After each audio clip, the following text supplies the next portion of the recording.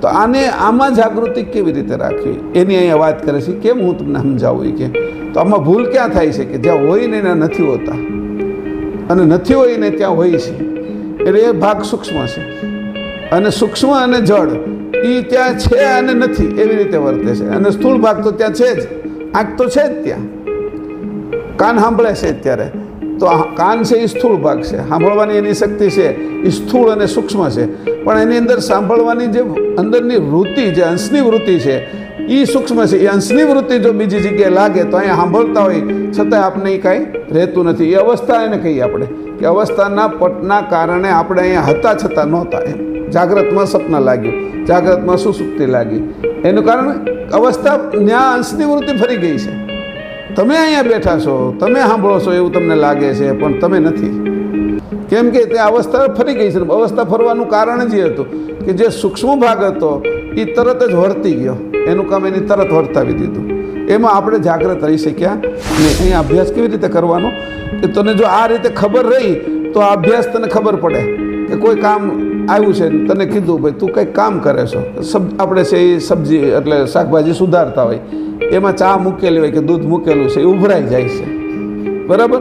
પરિસ્થિતિ એ છે કે આપણે મૂકીને જવાનું છે, ત્યારે એક ક્ષણ કે હું આ મૂકીને જાઉં છું એને તરત કહી દેવાનું આ મૂકીને જાઉં છું, પછી હું કરું છું અને હું છે એ દૂધને બંધ કરવા જાઉં છું. એટલે તરત પેલું જે અંદર રહ્યું સૂક્ષ્મ મન એ વાતને પકડી લેશે. એટલે તરત એ તમે મૂક્યું અને પછી મૂકીને તમે જ્યાં દૂધને બંધ કરવા ગયા, બંધ કરી દીધું, ત્યાં કોઈ મહેમાન આવી ગયા અને બેલ વાગ્યો, સબ્જી અધૂરી રહી ગઈ છે, બરાબર. એટલે પછી તમે ત્યાં આગળ ગયા, દૂધનું કામ કરી નાખ્યું પણ હજી તમે સબ્જી કાપવાની બાકી રહી ગઈ છે, સુધારવાની.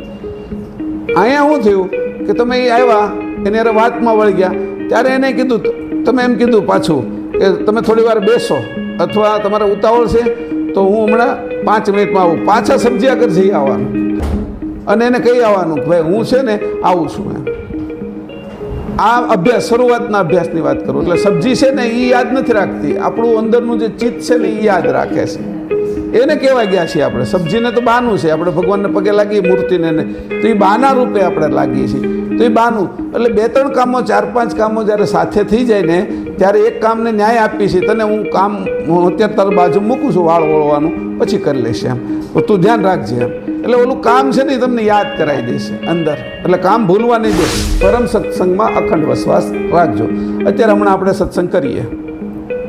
આ સત્સંગ તમે સાંભળ્યો, હવે આ સત્સંગ તમે સાંભળ્યો છો તો તમે અત્યારે સાંભળી લીધો. હમણાં પછી આપણે ઊભા થઈશું ને એટલે તમને એમ લાગશે કે હાશ હવે નવરા થયા. તો એ હાશ નથી કરવા દેવાની. એને તરત જ તે બીજા કામમાં લાગોની પહેલાં એને વાગોળતું રહેવાનું છે કે આજે આ વિષયની વાત કરી, આજે આ વિષયની. એટલે સત્સંગ હવે સૂક્ષ્મ થઈ ગયો. જે અત્યારે સ્થૂળમાં બેઠા બેઠા જે અત્યારે સત્સંગ કરી હું બોલું ને તમે સાંભળો છો, પછી તે તમે આ યાદ રાખો છો ત્યારે હું જ બોલું છું અને તમે સાંભળો છો, પણ હવે હું નથી ત્યાં સ્થૂળમાં અને તમે સ્થૂળમાં છો પણ અંદરના ભાગથી સાંભળો છો તમે. એને કીધું સૂક્ષ્મ સત્સંગ કર્યો. આ પરમ સત્સંગની શરૂઆત કરી, સૂક્ષ્મ સત્સંગ કર્યો, હવે પરમ સત્સંગ કરવો છે તમે. એવી રીતે અંશે થવાની જે રીત છે એ અહીંયા દેખાડી છે. તો કે તું જ્યારે અંશે થા ત્યારે તને કયો સત્સંગ મળશે? તે કે ચેતન સત્સંગ. આ લોકો કરે છે એ કયો સત્સંગ છે? તે કે બ્રહ્મ જ્ઞાનનો છે અથવા નિરંજન ભક્તિનો છે. તો કઈ નવધા ભક્તિનો? પહેલાં રાધા અને લલિતા અને કૃષ્ણ ને એ બધા કરે છે એ કયો સત્સંગ છે? તે કે પ્રેમ લક્ષણાનો સત્સંગ છે. તો તું હવે જે સત્સંગ કરવાનો છો અંશે થઈને, ચોખ્ખો થઈને, તો એ કયો કરીશ? ઓલો આત્મભાવનો તો બધો મૂકી દીધો હતો. તો હું કૈવલધામનો ચેતન સત્સંગ કરીશ. આ ચેતન સત્સંગ ક્યાં હાલે છે? તો એ કે કૈવલધામમાં. આ બીજી ક્યાંય નથી. જ્યાં પરમ ગુરુ છે, જ્યાં કૈવલ કરતા છે, ત્યાં સત્સંગ ચાલુ છે. તો એ સત્સંગમાં મારે પહોંચવું છે. તો ક્રમશઃ મારે નાનેથી એમાં તૈયાર થવાનું છે. મેં તમને કીધું દૂધ મેળવવા જાય છે ને ત્યાંથી તૈયાર થવાનું છે. નકર આવ્યો જશે જન્મ, એમ બહુ વાર નહીં લાગે. મારો કહેવાનો અર્થ આ છે. હવે તમે કહેશો ઐશ્વર્ય એમાં પોખેલી વાત છે કે એ અનંત ઐશ્વર્ય એ એમાં પાછું પોખેલું છે. એ ક્યાં છે કે? તો એ કે તું જાય કે 56 ગ્રંથમાં જાય. એમાં 16 વિભૂતિ આપી છે. 56 ગ્રંથ છે, એમાં 34 લઈ અને 42 સુધી આ વાત કરી છે. એનું પેજ છે 54 પેજથી લઈને 67 પેજ સુધી. એટલે જે ગ્રંથ છે 56 ગ્રંથ, એની અંદર મેં આ ઐશ્વર્યનું સમજાવ્યું છે 16 વિભૂતિ કે. અને એનું શરીર બનાવ્યું છે એ મેં સમજાવ્યું છે 39માં અંગમાં અગાધબોધમાં. એટલે 2 વસ્તુ થઈ ગઈ. પછી એની કીધું ત્રીજી કે મેં એની અંદર 9 બુદ્ધિ મૂકી છે, એ એની ઐશ્વર્યતાને વધારે વ્યવસ્થિત કરે છે. તો એ કે એને તારે સમજવું હોય તો વિશ્વ વિધ્વંસ નીતિ ગ્રંથમાં જા અને સિદ્ધાંત 47 અને પેજ નંબર 594 ઉપર તું જા. એટલે તને હું તને આની હારે કલમ કરવાનું હું કામ કહું છું એ તને સમજણ પડી જશે આખી.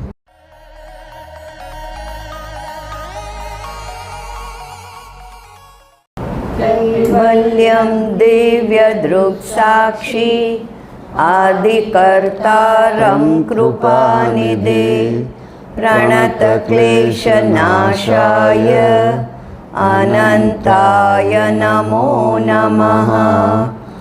અલ્પજ્ઞોહં સર્વજ્ઞોહં શરણં જુગલરૂપં ત્વં નમામિ.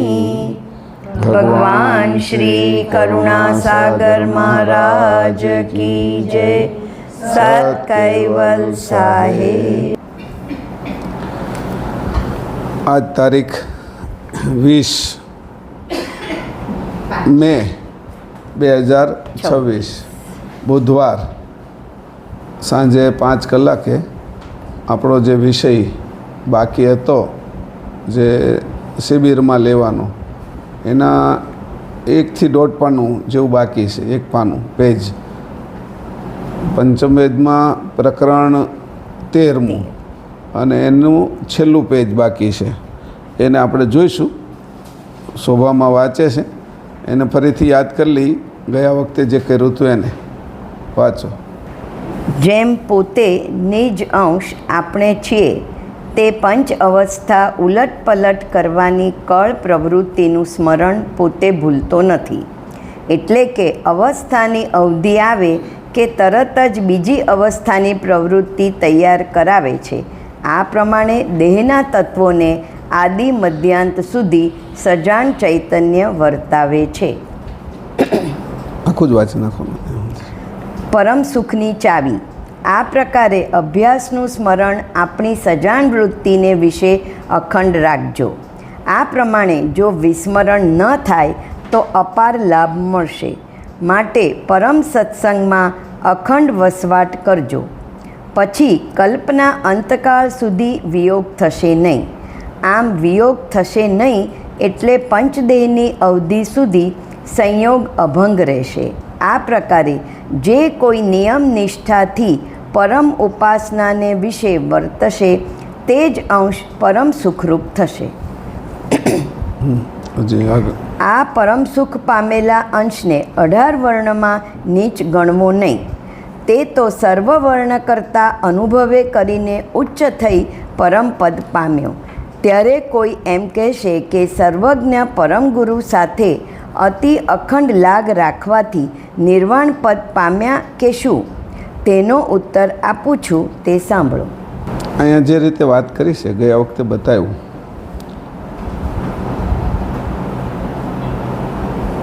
કે અંશ છે એ આગળ પ્રવૃત્તિ કરાવતો જાય છે.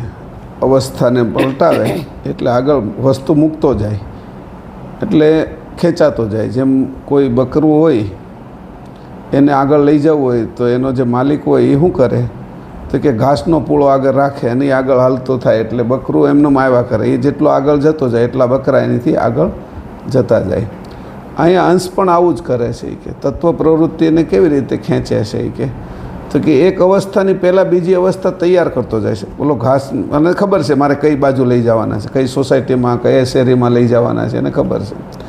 તો અંશ પણ એવી રીતે કરે છે કે હજી એક કામ અહીં પૂરું ન કર્યું ત્યાં બીજું કામ નક્કી કરીને તૈયાર રાખી દે છે અને બીજું કામની પછી કયું ત્રીજું કામ કરવું એ પણ રાખી દે છે. એટલે વચ્ચે કોઈ ખંડ પડતો નથી અને પોતે કામની અંદર આ તત્વો પ્રવૃત્તિને અને અંતસ્કરણને એવા વળગાડી રાખે છે કે એમાંથી છૂટતા નથી. હવે એની અંદર એ અંશ કરે છે કે માયા કરે છે એ બે વસ્તુ જોવાની. જો માયા એવું જ કરે છે અંશ જેવું તે શીખી ગઈ છે. એની સાથે લાંબો સમય રહેતા રહેતા માયાની અંદર એ તે ચેતનના સંસ્કાર આવી ગયા છે. જેમ આપણે ચેતન અંશ છીએ અને સાથે રહેતા રહેતા શરીરની અંદર એ તે શરીરને ચેતન કરી નાખ્યું છે આપણે. એટલે આપણું શરીર જડ હોવા છતાં એના સંસ્કારો ચેતનના આવી ગયા છે. એની અંદર એ પ્રમાણે આ કરાવે છે કે તો એક અવસ્થામાંથી બીજી અવસ્થામાં પલટાવી જ નાખે તરત જ. તે ધારો કે જાગ્રત અવસ્થા છે તો એને ખબર છે કે આગળ સપન અવસ્થા આવે છે એટલે કાળચક્ષસ તો વર્તાવી દે, અને કાળચક્ષસ જેવું વર્તાવે એટલે જાગ્રત અવસ્થાને તોડી નાખે. જેવી જ તોડે એટલે તરત વર્ગ જ્ઞાન વર્તાવી દે, એટલે વર્ગ જ્ઞાન તરત જ તે છે એ સામે આવતી અવસ્થા એટલે સપન અવસ્થા એની અંદર પ્રવૃત્તિ કરાવે એટલે અનંગ છે એની સાથે એ મજબૂત જોડી દે, અને વળી એમાંથી છૂટો પાડવાનો હોય એને, એટલે પાછું કાળ વર્તાવે, અને તરત જેવું કાળ વર્તાવે એટલે તરત સપન અવસ્થા પૂરી કરે. સપન અવસ્થા પૂરી કરી એટલે તરત આગળ ઊભો જ છે, તરત વર્ગ જ્ઞાન ચક્ષસત્વ તરત સુસુપ્તિમાં વર્તાવી દે, અને સુસુપ્તિ અવસ્થા શરૂ કરી દે. સુસુપ્તિની અંદર અનંગ પાછો શરૂ કરી દે, એટલે એની સાથે એ અવસ્થા સાથે એકરૂપ કરી નાખે. એ અવસ્થામાં જેવો એકરૂપ કરે અને એકતા કરાવી નાખે ત્યાં તરત કાળચક્ષસત્વ વર્તાવી દે, એટલે તરત સુસુપ્તિ અવસ્થાનો અંત લાવી દે, અને તરત સામે વર્ગ જ્ઞાન ઉપજાવી અને તુર્ય અવસ્થાને પ્રગટ કરી નાખે. એવી રીતે પાછો એમાં અનંગ એની સાથે જોડી દે, એનો કાળ વર્તાવી દે. એવી રીતે આ 5 અવસ્થાને ફેરવા કરે અંશ, પણ એની અંદર એ પોતે તો ભૂલો પડેલો છે, કારણ કે એ ઢકાઈ જાય છે માયાના આવરણના કારણે, એટલે એને એ ખબર નથી રહેતી કે હું આ કરું છું. કરે છે છતાંય નથી ખબર. જેમ ઊંઘમાં કોઈ માણસ બોલતો હોય તો એને હું બોલ્યો ઊંઘમાં એની ખબર નથી હોતી. ઘણા લોકો ઊંઘમાં હાલે છે તો એ હાલતા હોય તો એને ખબર નથી, એને તો એમ છે હું ઊંઘું જ છું, એમ એ હાલ્યો છે એની એને ખબર નથી એમ. એટલે એવી રીતે આ અંશ છે એને માયાનું આવરણ લાગતા, અજ્ઞાન લાગતા એ વર્તન તો એનું જ કરે છે, પણ છતાં એ વર્તનની અંદર પોતે જાગ્રત નથી રહેતો. આ માયાના કારણે આ ઘટના ઘટે છે કે જાગૃતિ એની વહી જાય છે. આ જાગૃતિ અવસ્થાની નથી, આ જાગૃતિ અંશની છે. જે અંશની જાગૃતિ રહેવી જોઈએ એ નથી રહેતી, એટલે અવસ્થાની જે જાગ્રત સ્વપ્ન સુસુપ્તિ અવસ્થા છે એ અવસ્થા પલટે છે પોતે, અને છતાંય પોતે જાણી શકતો નથી. કેમ? જો જાણી જાય એ પોતે તો માયા એનાથી હટી જાય, દૂર થઈ જાય, અને પોતે સ્વતંત્ર થઈ જાય. અત્યારે સ્વતંત્ર પક્ષથી ફેરફાર કરતો નથી. અહીંયા એવી રીતે કહે છે. આ રીતે એટલે અવસ્થાની અવધિ આવે કે તરત બીજી અવસ્થાની પ્રવૃત્તિ કરાવે છે. આ પ્રમાણે દેહના તત્વોને આદિ મધ્યાન સુધી સજાણ ચૈતન્ય વર્તાવે છે. સજાણ ચૈતન્ય વર્તાવે છે કે આ રીતે આ પ્રમાણે. હવે આંખને વર્તાવે છે. જો એની વાહે જોવા માટે અંશ ન હોય, અંશવૃત્તિ ન હોય તો આંખ જોઈ ન શકે. કાનને વર્તાવે, તત્વો જ છે ને આ બધા, આંખ, કાન, નાક, જીભ, હાથ, પગ, બધું એને લીવર, કિડની, બધું જ મન, બુદ્ધિ, અહંકાર, ચેત, આ બધા જ સૂક્ષ્મ પદાર્થો તત્વો છે. એ બધાને અવસ્થા પણ સૂક્ષ્મ છે બધી. એવી રીતે સ્થૂળથી લઈ અને એની અંદર રહેલા સ્થૂળ અને સૂક્ષ્મ ત્રણેય ભાગને વર્તાવે. સ્થૂળ છે એ શું છે? તો કે સ્થૂળ આંખ છે. તો એમાં દ્રષ્ટિ છે એ શું છે? કે સ્થૂળ અને સૂક્ષ્મ, અને એની વાહે જોવાની જે વૃત્તિ છે એ સૂક્ષ્મ છે. દ્રષ્ટિ હોય તો પણ જોવાની વૃત્તિ ન હોય એની, તો સામે જોઈ તો આપણું મનમાં બીજો વિચાર હોય તો સામેથી બધું બાદ થઈ જાય. આપણે જોઈએ છીએ આપણે ઘણી વખત કે આપણે જોતા હોય, વાંચતા હોઈએ આપણે, પણ આપણી વૃત્તિ બીજે લાગી ને તો અક્ષરો બધા નીકળી જાય. પાઠે આપણે વાંચી નાખ્યો, ગ્રંથે વાંચી નાખ્યો, આપણે છે એ ચોપાઈ વાંચી નાખી, પણ વૃત્તિ બીજે છે ને. દ્રષ્ટિને આ છે, આંખને આ છે, પણ સૂક્ષ્મ વસ્તુ ક્યાં છે? તો કે તમારી વૃત્તિ અત્યારે બીજે લાગેલી. તમે વાંચી નાખ્યા, અક્ષરે અક્ષર વાંચ્યા, શબ્દ વાંચ્યા, પણ તમને એના વિશે કંઈ ખબર નથી અત્યારે. આ રીતની ગતિ અત્યારે થઈ છે.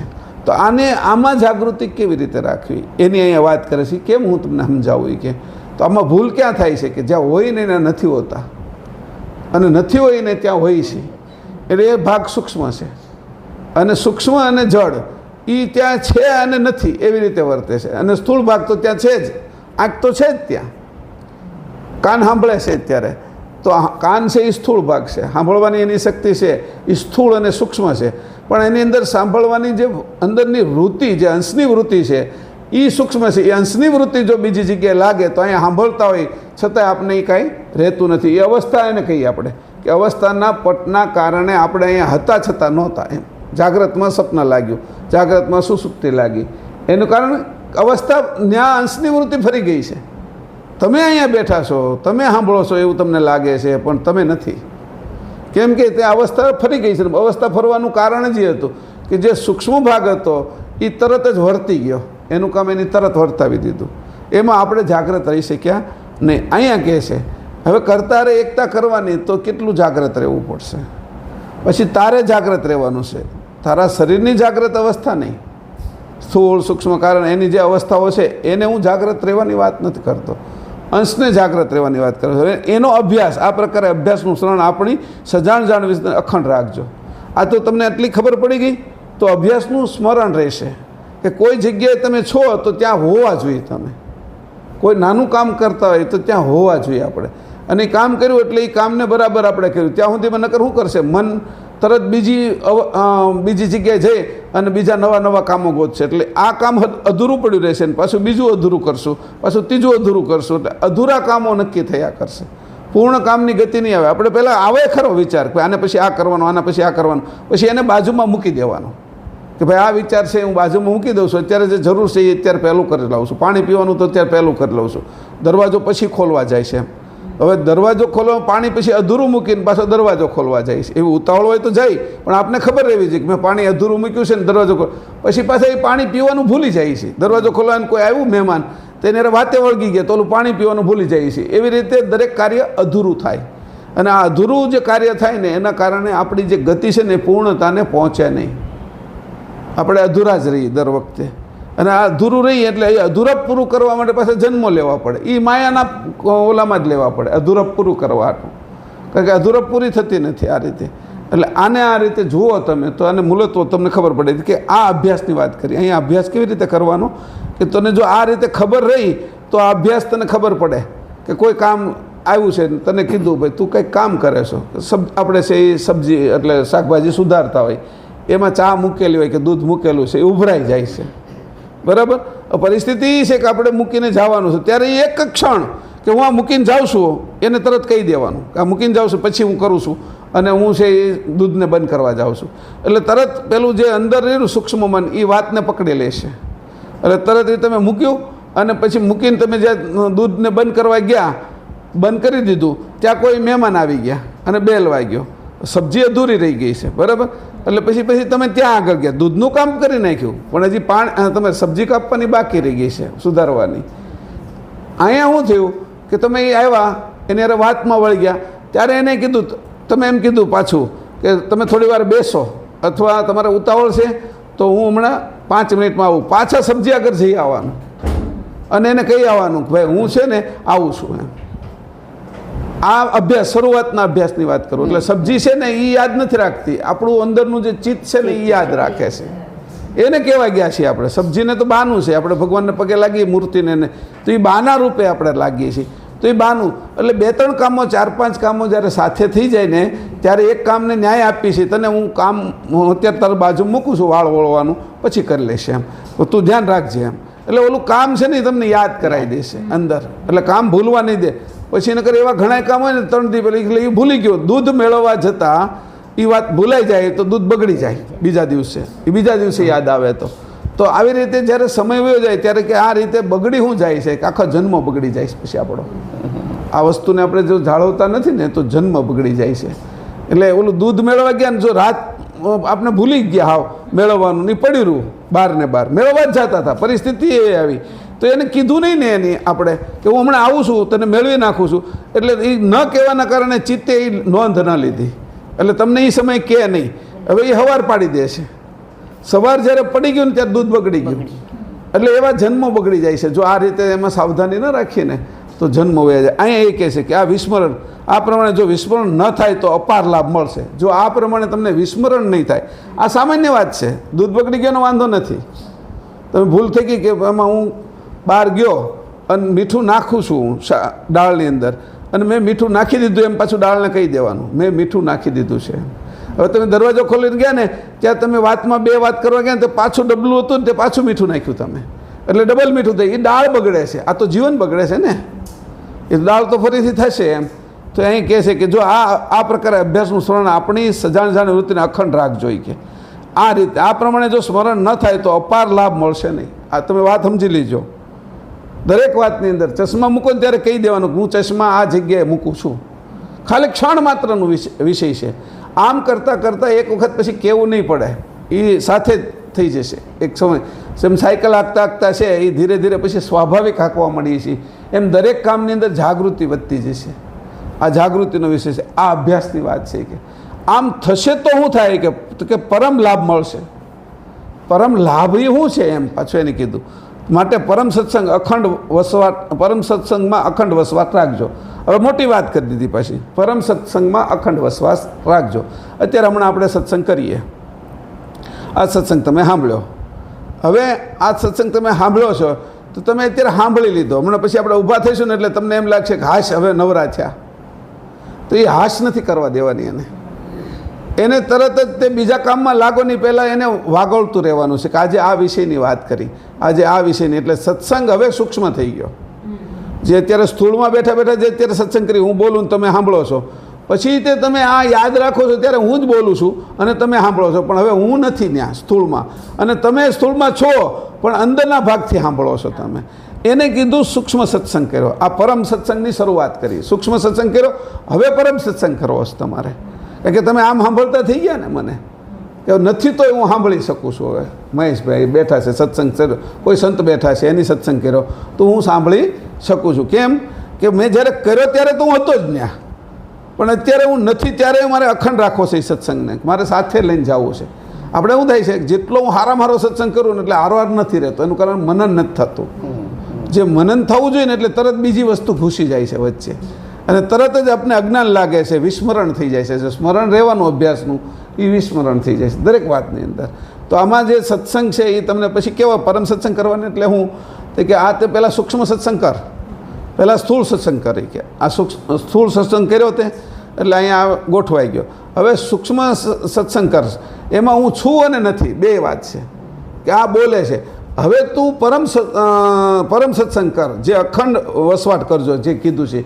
તો કે જ્યાં સત્સંગ હાલતો હોય ને ત્યાં હું વયો જાઉં. પછી હું એને ઓળખતોય નથી કોણ સત્સંગ કરે છે, હું નહીં, પણ એવા વિચાર મારી અંદર આવવા મળે છે. કોઈ મને સત્સંગ કરે છે ને એના વિચાર એટલા સારા વિચાર આવ્યા, આપણે ઘણી વખત આવવા મળે ઓટોમેટિક. સવારમાં 4 વાગે ઉઠો ને ક્યારેક અમુક સમય થાય તો એવા વિચાર આવવા મળે, ત્યારે તમે એ સત્સંગમાં ગયા છો, તમે એ સત્સંગની અંદર કોઈ સત્સંગની અંદર પોગ્યા છો. બધાને આવું થાય છે, પણ એને ખબર નથી કે હું સત્સંગ કરીને આવ્યો એના આ વિચાર છે. આપણે કોઈ વસ્તુ સાંભળીને આવ્યા, કોઈ આ લોકો કોલેજ કરતા હોય, મેડિકલ કોલેજ કરે કે લો કોલેજ કરે કે એન્જિનિયરિંગ કોલેજમાં, તો એ જ્યારે ભણે છે ત્યારે તે હાજર છે જ. પછી ઘરે જાય છે ત્યારે એનું મનન કરે છે, એટલે એ એન્જિનિયર થવાની તૈયારી કરે છે, ડૉક્ટર થવાની તૈયારી, વકીલ થવાની તૈયારી કરે, એનું મનન કરે છે. એને ગૃહ કાર્ય કીધું. આ સ્કૂલમાં થયું એ ગૃહ કાર્ય કર્યું. હવે એવો એક હોશિયાર છે જે આગળ પહેલો નંબર લાવે છે ને બોર્ડની અંદર, એ એવો હોય છે જે આખાની અંદર પહેલો બીજો નંબર લાવતા હોય ને, એ આ સત્સંગ કરે છે. એ એનો અભ્યાસ છે, એ પરમ અભ્યાસ છે. કે જ્યાં એ કોલેજ હોય, અહીંની કોલેજ તો મારી છે, એ મને શીખવાડે તો બરાબર, પણ કોઈ લખનઉમાં છે, કોઈ કોલેજ બેંગ્લોરની અંદર છે, કોઈ છે મેડિકલ કોલેજ ચેન્નાઈમાં છે, કોઈ દિલ્હીની અંદર છે. એમાં હારા શિક્ષક જ્યારે એ શીખવાડતા હોય તો આનું ચિત્ત, એને ખબર જ નથી ત્યાં જાય છે, પણ આનું ચિત્ત ત્યાં વયું જ જાય છે. બોલાને ખબર નથી આ સાંભળે છે. જેમ એકલવ્ય જેમ આરાધના કરતો હતો એમ એની આરાધના થઈ જાય છે. સમજાણું? એકલવ્યને એ એનું ચિત્ત ત્યાં આવી જાય છે કે જે પહેલાંને આગળ જવાનું છે ને એને પકડી લે છે. તો આવો જે છે એ ત્રીજા પ્રકારનો છે સત્સંગ. એને કીધું છે માટે પરમ સત્સંગમાં અખંડ વસવાટ કરજો. આ અખંડ વસવાટ કેમાં? એ રાત દિવસ ખાતા પીતા એનું મન એમાં જ હાલે છે. હવે એટલે જે આ શિક્ષકો અહીંની સુરતની મેડિકલ કોલેજમાં નથી શીખવાડી શકતા અને આખા ભારતના કે આખી દુનિયાના સારામાં સારા ડૉક્ટરો છે ત્યાં એનો અભ્યાસ કરવા ચિત્ત પહોંચી જાય છે. આવા લોકો છે એ વૈજ્ઞાનિક થાય છે. સમજાણું? એ પછી આ ગ્રહ સિવાય બીજા ગ્રહમાં જઈ, બીજા લોકની અંદર જઈ અને સત્સંગ કરવા લાગે છે. અને સત્સંગ કરીને અહીંયા ઉતારે છે. જ્યારે એ વસ્તુ અહીંયા ઉતારે છે ને એને નિબંધ લખે છે અથવા એને થીસીસ આપે છે, ત્યારે એને નવું શોધ્યું છે એવું દેખાય છે, પણ એ આવ્યો છે બીજા ગ્રહમાંથી સત્સંગ કરીને, અભ્યાસ કરીને આવ્યો છે. એટલે અહીંયા એ નવું છે, પણ ત્યાં નવું નહોતું, ત્યાં તો બધાએ ગોતેલું જ હતું. આ સમજાણું? એટલે સત્સંગ કરતાં કરતાં આવી રીતે સત્સંગ મને જો અખંડ આવડી જાય સત્સંગ કરતાં તો હું ક્યાં જાય સીધો સત્સંગ કરવા માટે? તો અખંડ સત્સંગ હાલે છે બધી જગ્યાએ. ધારો કે નિરંજન ધામમાં નિરંજનનો સત્સંગ હાલે છે, વૈકુંઠની અંદર વિષ્ણુ ગુણોનો સત્સંગ હાલે છે, શક્તિધામમાં શક્તિનો સત્સંગ હાલે છે. સત્સંગ કરે જ છે બધા. અહીંયા જે મોરારી બાપુ સત્સંગ કરે છે ત્યાં મારું ચિત્ત હોઈ જાય. કોઈ છે ડોંગરેજી મહારાજ સત્સંગ કરતા હોય તો મારું ચિત્ત ત્યાં હોઈ જાય. કોઈ એવા સંત છે આપણે વાસુદેવજી જગ્ગી મહારાજ કે ભાઈ સદગુરુ, તો ત્યાં હોઈ જાય. કોઈ એવા છે લોકો કે એનું જે ચિત્ત છે એ એનામાં જોડાયેલું છે, તો એ આપણે પેલા શ્રી શ્રી રવિશંકર મહારાજ આગળ વધે, એવા જે સંતો સત્સંગ કરતા હોય ત્યાં એના શિષ્ય નથી, છતાં શિષ્ય હોવાના ગુણધર્મ આપણે ધારણ કરી લીધા એટલે કોઈ પણ જગ્યાએ સૂક્ષ્મમાં સત્સંગ કરવા જઈ શકીએ. હવે પછીનો સત્સંગ આ બધો સ્થૂળ પછી ત્યાં હાલે છે હિમાલયની અંદર છે. એ પાછા સત્સંગ કરવાવાળા મહાવતાર બાબા હોય, લાહિરી મહાશય હોય, યુક્તેશ્વરાનંદ હોય, એની બેન હોય, પછી આપણે યોગાનંદ હોય, સ્વામી વિવેકાનંદ અને રામકૃષ્ણ પરમહંસના સત્સંગો હાલતા હોય. એમાં ભૂત ભવિષ્ય વર્તમાન ન હોય. સમજાણું? જે કાળનો સત્સંગ તમારે કરવો એ કાળમાં વહી જાઓ. પછી શરૂઆતમાં હોય, પછી જે કાળમાં સત્સંગ કરવો એ કાળમાં વહી જાઓ. ઓલા લોકોએ કરી નાખ્યો એ કાળમાં તમે વહ્યા જાઓ. કારણ કે ચિત્તથી ઉપર નચિતમાં જઈએ એટલે કાળની સમકક્ષ થઈ જાય આપણે. એટલે જે કાળમાં જવું હોય ત્યાં આ વાત સમજજો. હું આટલી સૂક્ષ્મ વાત કરું છું, તમને આ ખબર પડે તો એનો અનુભવ પણ થશે. આ સામાન્ય વાતથી શરૂ કરી એટલે તમને ખબર પડશે. હવે ત્યાં સત્સંગ હાલે છે નારદજી ને કાકભૂષણજીજી મહારાજ ને હનુમાનજી ને દત્તાત્રેય ને એવા લોકો સત્સંગ કરે છે. એ ઉપરનો સત્સંગ કરે છે. અને બ્રહ્મજ્ઞાનીઓ છે, એની અંદર વશિષ્ઠજી છે ને અષ્ટાવક્ર છે ને જનક છે ને વિદેહી છે, એ લોકો સત્સંગ કરે છે. તો તમને હવે તમે એના શિષ્ય નથી કે તમને ત્યાં એડમિશન નહીં મળે એવું હવે રહ્યું નહીં. કારણ કે તમે અતિ સૂક્ષ્મ થઈ ગયા છો એટલે એને તમને ત્યાં રોકી શકે એવું કોઈ રહ્યું નહીં. વચ્ચે માયા રોકનારી હતી, એને માયાને તમે વટી ગયા એટલે રોકનારી કોઈ રહ્યું નહીં. એટલે આવા લોકોનો જે સત્સંગ આવે છે એવા વિચારો તમને આવવા મળે. પછી એ સત્સંગમાં તમે બેઠેલા હો, પછી એ સત્સંગથી તમને આ બાજુની પ્રવૃત્તિ ગમતી નથી. પછી એ જ મારે સત્સંગ કરવો છે, એ જ મારે જોઈએ છે. કેટલું એની અંદર થઈ જાય, ઓટો સિસ્ટમમાં બધું થઈ જાય છે, ખાલી સંકલ્પ માત્રમાં થઈ જાય છે. એવા બ્રહ્મજ્ઞાનીઓને એવા સત્સંગ કરે છે, ત્યાં પહોંચી જાય છે. આવો જે સત્સંગ જે ધારણ કરે છે, પછી આ બાજુ છે એ પાછા ગ્રંથો લખે છે, પછી એની અંદરથી ઘણાય છે એ નવા બ્રહ્મજ્ઞાની થાય. શંકરાચાર્યની બધા નવા બ્રહ્મજ્ઞાનીઓ છે. તો એ જ્યાં વેદવ્યાસનો સત્સંગ હાલતો હોય ત્યાં એનું ચિત્ત પહોંચી જાય અને એમાંથી લઈને આવે અહીંયા. એમાંય વચ્ચે માયા હોય એટલે અમુક ચોખ્ખો સત્સંગ ન પણ થાય. તો હાવ શુદ્ધ સત્સંગ કરવો હોય તો કેનાથી થાય? તો કે આત્માથી ન થાય, જીવાત્માથી ન થાય, અંશથી થાય. અંશ હાવ ચોખ્ખો થઈ જાય તો આ સત્સંગ કરે. તો કે એ શું કીધું કે તમે? તો કીધું એ પોતાની લાયકાત છે. અંશે થવું એ અંશ કોઈ એક વસ્તુ નથી, પોતાની લાયકાત છે કે આ લાયકાત સુધી પહોંચ્યો એટલે અંશે થઈ ગયો. કોઈ પણ પ્રકારની પેલી ન રહી. કોઈ વકીલ થઈ ગયો, એ વકીલ થયો કે ડૉક્ટર થયો છે, એ એક લાયકાત એની ધારણ કરી છે. એ છે નહીં વકીલ, એ તો મનુષ્ય છે. તો અહીંયા જે અંશ થવાની વાત છે, અંશે થવાની વાત છે, એ લાયકાત ધારણ કરવાની છે. હું અંશ તો છું જ, પણ અંશની લાયકાત હજી મેં ધારણ નથી કરી. ડૉક્ટર તો હું છું જ અત્યારે રીતે, પણ હું જ્યારે ભણવા જઈશ ને ડૉક્ટરીને ધારણ કરીશ ત્યારે હું ડૉક્ટર થાઈશ. ડૉક્ટર અંદર છુપાયેલો જ છું જ. વકીલ છું, વૈજ્ઞાનિક છું, પ્રોફેસર છું, ખેડૂત છું. હું મારી અંદર છુપાયેલો છે. એને હું જ્યારે હવે લાયકાત રીતે ધારણ કરીશ ત્યારે હું અંશે થાઈશ. અત્યારે હું અંશે છું એમ કહું છું, મેં એની લાયકાત ધારણ કરી નથી. સમજાણું? અત્યારે કોઈ એમ કે હું ડૉક્ટર છું, ભલે કે, પણ હવે એનો અર્થ એ થયો છે કે ડૉક્ટર છે ને એને કહે છે અત્યારે, તો હવે એને લાયકાત ધારણ કરવાની એટલે ડૉક્ટર થઈ જશે. પોઝિટિવ છે એ. પણ એવી રીતે અંશે થવાની જે રીત છે એ અહીંયા દેખાડી છે. તો કે તું જ્યારે અંશે થા ત્યારે તને કયો સત્સંગ મળશે? તો કે ચેતન સત્સંગ. આ લોકો કરે છે એ કયો સત્સંગ છે? તો કે બ્રહ્મજ્ઞાનનો છે અથવા નિરંજન ભક્તિનો છે. તો કઈ નવધા ભક્તિનો? પહેલાં રાધા અને લલિતા અને કૃષ્ણ એ બધા કરે છે એ કયો સત્સંગ છે? તો કે પ્રેમ લક્ષણાનો સત્સંગ છે. તો તું હવે જે સત્સંગ કરવાનો છો અંશે થઈને, ચોખ્ખો થઈને, તો એ કયો કરીશ? ઓલો આત્મભાવનો તો બધો મૂકી દીધો હતો. તો હું કૈવલધામનો ચેતન સત્સંગ કરીશ. આ ચેતન સત્સંગ ક્યાં હાલે છે? તો એ કે કૈવલધામમાં. આ બીજે ક્યાંય નથી. જ્યાં પરમગુરુ છે, જ્યાં કૈવલ કરતા છે, ત્યાં સત્સંગ ચાલુ છે. તો એ સત્સંગમાં મારે પહોંચવું છે. તો ક્રમશઃ મારે નાનેથી એમાં તૈયાર થવાનું છે. મેં તમને કીધું દૂધ મેળવવા જાય છે ને ત્યાંથી તૈયાર થવાનું છે. નકર આવ્યો જશે જન્મ, એમ બહુ વાર નહીં લાગે. મારો કહેવાનો અર્થ આ છે. એટલે જો આ વસ્તુની ભૂલ ન કરીએ તો કે આ તને સત્સંગમાં અખંડ સત્સંગ. હવે અખંડ સત્સંગ મળી ગયો મને, તો શરીર હુવે છે, અંતસ્કરણ હુવે છે, અંશ ક્યાં હુવે છે? એટલે 24 કલાકની જાગૃતિ આવે ને 24 કલાકનો અખંડ સત્સંગ તને મળે તો તું તને આનાથી બીજું જોઈ હું? કારણ કે તને કંઈ ખાવા પીવાનું કે અંશને કંઈ જરૂર નથી ને, શરીરને જરૂર છે. અને જે આનંદ તને સારું ખાવાથી પીવાથી મળે છે એમાં તો પુષ્ટિ શરીરની થાય છે. અને શરીર જ્યારે પુષ્ટ થાય છે ત્યારે અંશ તો નબળો પડે છે. શરીરના ગુણધર્મો વધી જાય છે, એને ખેંચી લે છે, અંશની જે ચેતનતા છે એને ખેંચી લે છે. પણ જ્યારે તું અંશનો સત્સંગ કરે ત્યારે શરીર કરતાં વિશેષ સત્સંગ તને ત્યાંથી મળે તો અંશ પુષ્ટ થાય છે. અને એ અંશની પુષ્ટિ છે એ જ સર્વોપરી પુષ્ટિ છે. એના જેવી પુષ્ટિ એકેય નથી. પ્રાણની પુષ્ટિ નહીં, શરીરના અન્નમય કોષની પુષ્ટિ નહીં, વિજ્ઞાનમય કોષની પુષ્ટિ નહીં, પ્રાણમય કોષની પુષ્ટિ નહીં, આનંદમય કોષ આ બાજુનો તત્વનો છે એની પુષ્ટિ નહીં, મનોમય કોષની પુષ્ટિ નહીં, અમર કોષ જે બ્રહ્મનો છે એની મારે પુષ્ટિ નથી જોતી. મારે ચેતન કોષ જે છે એની પુષ્ટિ જોઈએ છે. ચેતન કોષ અંશ છે અને એની પુષ્ટિ એ શું ખાશે તો કીધું કે અખંડ પરમ સત્સંગ અને જે અખંડ છે એ એને ખોરાક આપવાનો છે. આ અખંડ ખોરાક છે જે મૂળિયું પૃથ્વી હારે લાગેલું છે એ અખંડ રાત દિવસ પાણી ચૂસે છે, એમાંથી ખોરાક ચૂસે છે એટલે એ પુષ્ટ રહેશે. એના સમયે એને ફળ ફૂલ આવે છે. અહીંયા આપણો છે કે આપણે અખંડ પોષણ લેવાનું છે. એટલે કર્તાની આગળથી જે જાણ આવે છે એને સુજાણ કરવાની રીત છે. એ રીતની અરે મારે પોષણ લેવું છે તો એને કીધું કે આ પોષણ તને લેતા આવડશે. એનું નામ શું છે તો કે એનું નામ છે પરમ ઉપાસના. પરમ સત્સંગ કર્યો એ જે કરવાની જે રીત છે એનું નામ, એ રીતનું નામ છે પરમ ઉપાસના. અને પરમ ઉપાસના છે એ તે કરી તો તને મળ્યું હું તો કે પરમ સુખરૂપ. અંશ કેવો થયો? પરમ સુખરૂપ. એટલે 3 શબ્દોનો આપણે અર્થ કર્યો.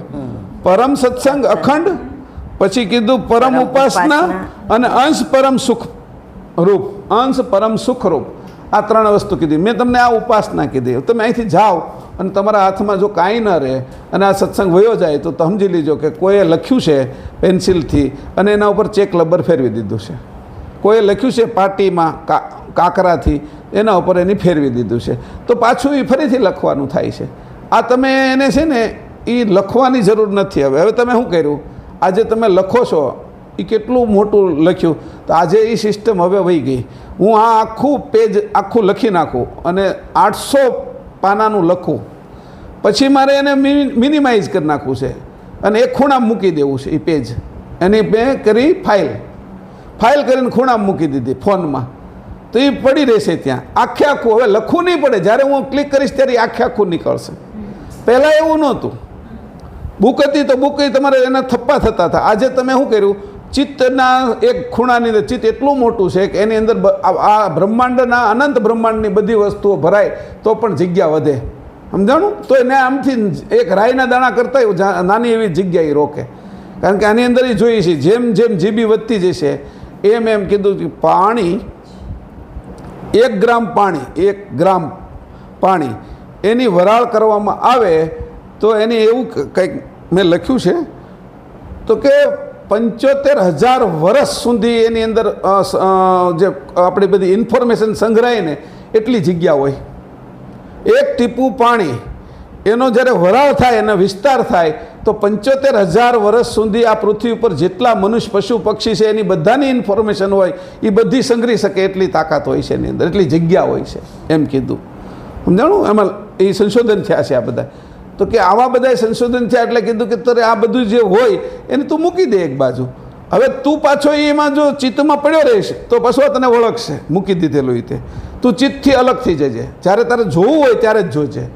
ફોન અલગ મૂકી દીજે સાંજે. એવી રીતે આને તું અલગ મૂકી દીધે, તું અંશે રહીજે. હવે આ સત્સંગ તારે દિવ્ય સત્સંગ કરવો હોય તો તારે અખંડ સત્સંગ કરવાની રીત શીખવી પડશે. અને રીતે ક્રમ છે. અત્યારે આપણે સ્થૂળ સત્સંગ કરી 1 કલાકનો જશે. પણ જ્યારે હું તને આ સત્સંગ કરું કે આના આધારે તું હજી 8-10 કલાક સત્સંગ કર તારા મનમાં. આના આધારે તું આમ જે અત્યારે સત્સંગ કર્યો છે એને મમળાવ. પછી આજુબાજુના પતિને કે પત્નીને કે છોકરાને કે તારું સાંભળે એને વાત કર. એમાં 1-2 કલાક કાઢ હતું એની અંદર કાઢ. પછી તું અરીસાની સામે બેસી જા અને તને શીખવાડ. શરૂઆત આ રીતે કર. અરીસામાં 1 કલાક બેસી જવાનું એની સામે. જે ભગવાન સામે બેસીએ એમ એ ભગવાન જ છે. એને 1 કલાક આપણે જે સત્સંગ કર્યો ને એની વાત કરવાની. જો હું તને આજ સત્સંગ કરું દિવાલની સામે એટલે એ હલશે વાત કરે છે. પછી દિવાલ સામે બેસી જવાનું. પછી કોઈ નથી અને સામે માની લેવાનું કે હું સાંભળું છું ને હું સત્સંગ કરું છું. આવી રીતે કરતાં અંશની વૃત્તિ થઈ જશે.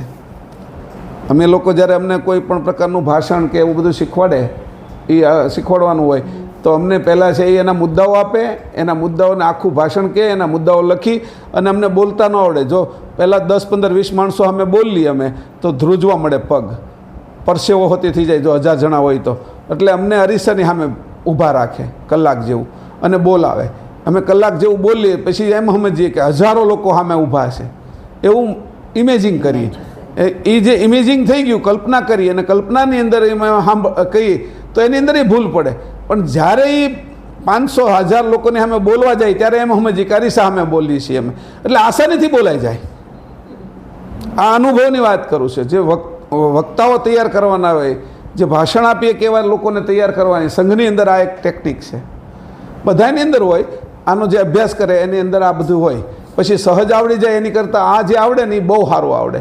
એ મુદ્દો એક કે ભૂલે નહીં, એને બધી વસ્તુ કયા સમયે કેમ કેવી એની હોતી રીત આવડી જાય.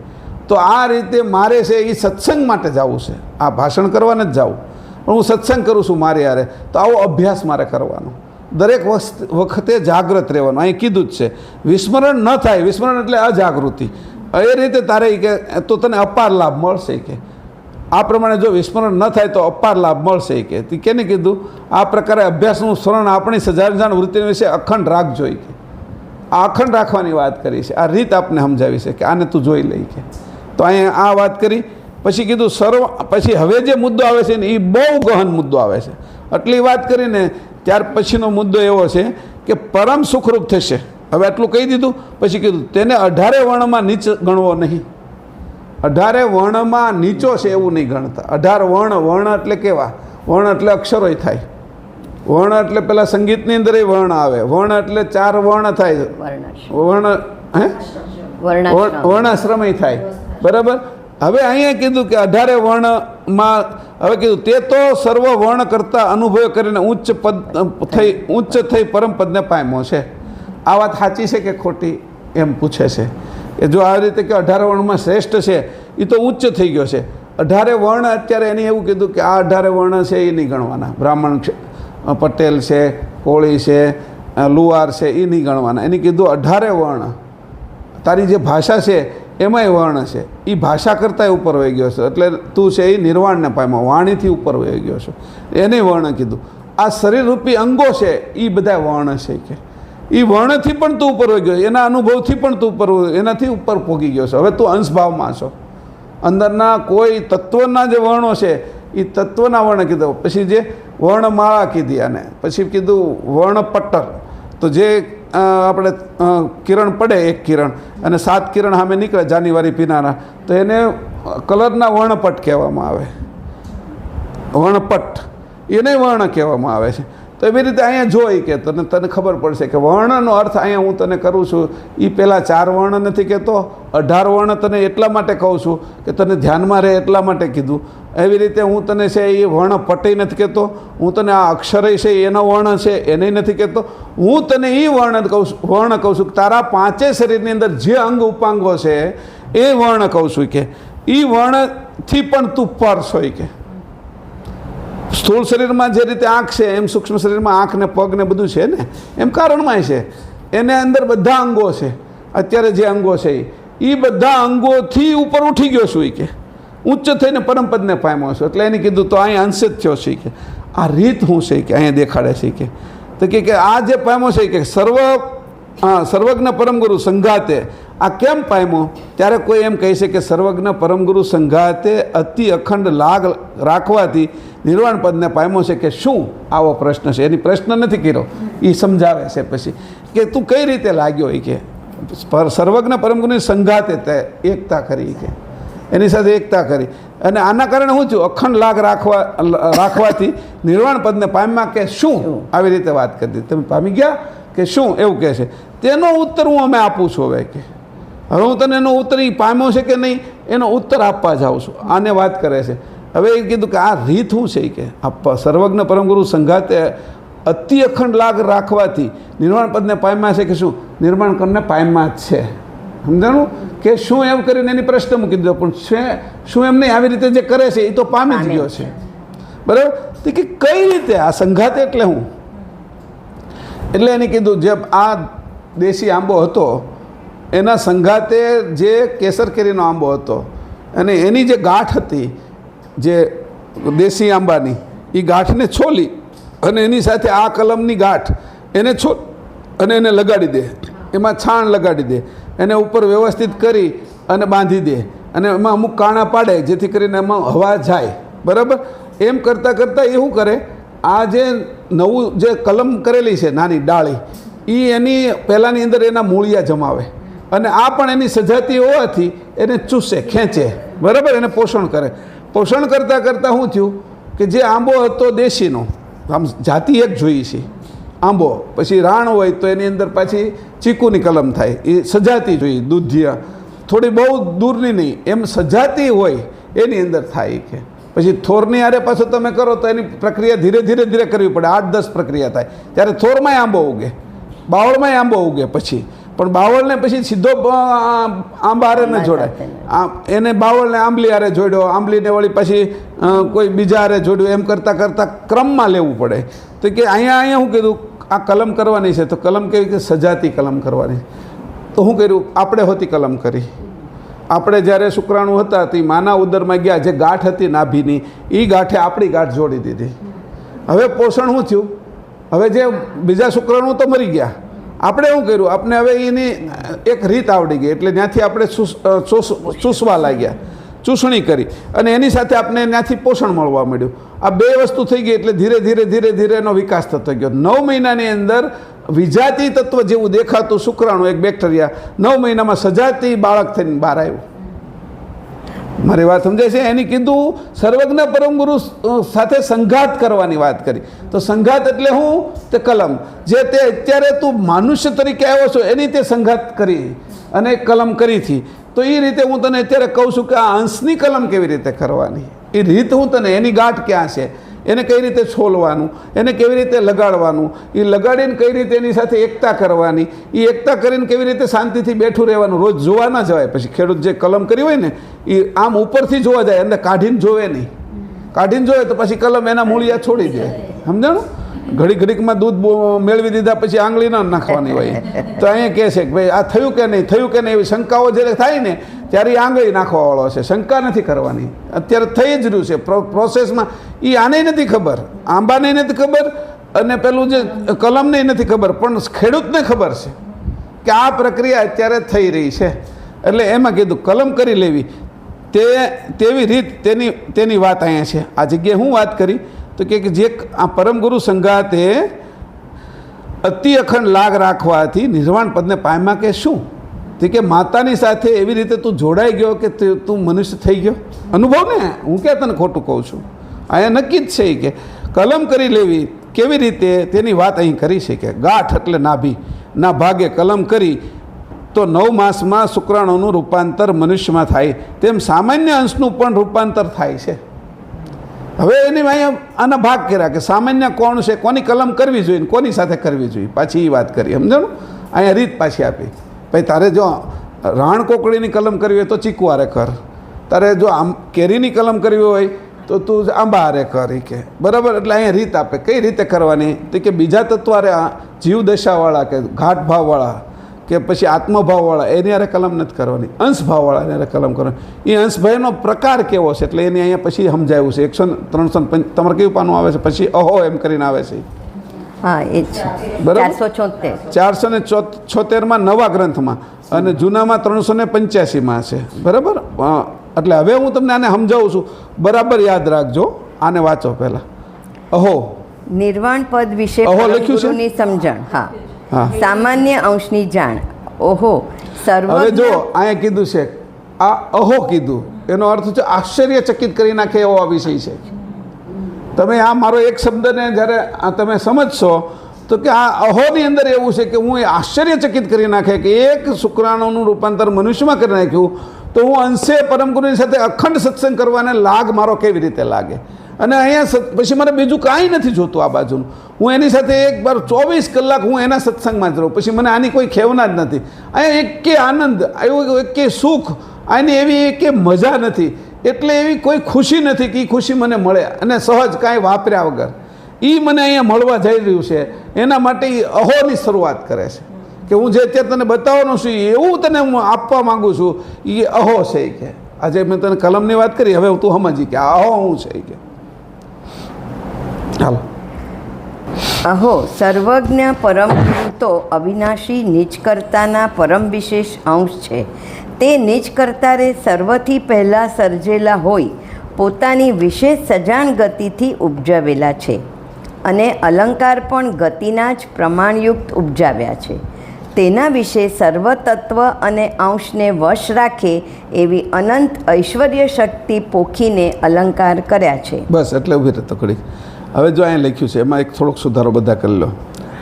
અને અલંકાર પણ સજાણ ગતિના, એટલે ગતિના કરેલા છે, એમાં છે ને વચ્ચે સજાણ લખી નાખો, બરાબર. આગળ સજાણ વાત આવી છે એટલે સમજાણું. હવે વાંચી ત્યારે આ રીતે વાંચવાનું. તે નિજ કરતારે સર્વથી પહેલાં સર્જેલા હોય પોતાની વિશેષ સજાણ ગતિથી ઉપજાવેલા છે અને અલંકાર પણ સજાણ ગતિના જ પ્રમાણયુક્ત ઉપજાવ્યા છે. આમ બરાબર. અને પછી આપણે અહીંયા આવ્યા આમ. હવે અંશમાં અલ્પજ્ઞ ગતિ દેખાય છે તેનો ભેદ સમજાવું છું. હા, હવે એને અટકાવી દે અહીંયા હું. હા, હવે એને અહીં કીધું અંશમાં. હવે હું ફરીથી અહોથી શરૂ કરું છું, બરાબર. આ અહો સર્વજ્ઞ પરમગુરુ તો અવિનાશી નિજ કરતાના પરમ વિશેષાંશ છે. હવે એક કામ કહી દીધું કે હવે આની હારે કલમ કરવાની છે તમારે. કોને હારે કરવાની છે?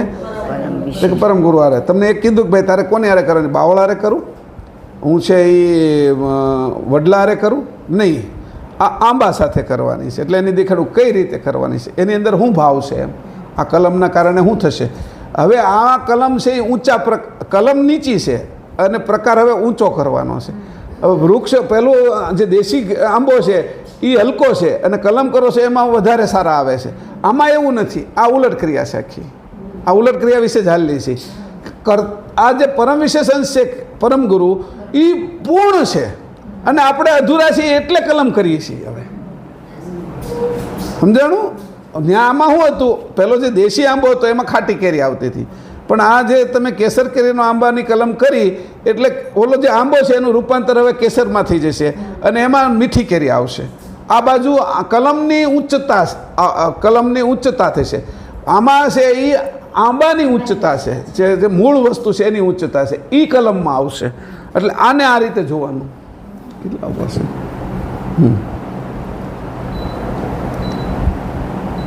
તો હવે અહીંયા જે મુદ્દો કહેવામાં આવ્યો એ ગજબનો છે કે જો તમે કે સર્વજ્ઞ પરમગુરુ તો અવિનાશી નિજ કરતા પરમ વિશેષાંશ છે.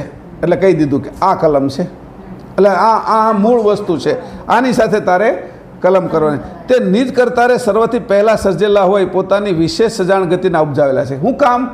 પછી એનો ગુણ વર્ણવ્યો કે ભાઈ આની સાથે તારે કલમ હું કામ કરવાની, એમ બીજે કંઈ કેમ નહીં કરવાની.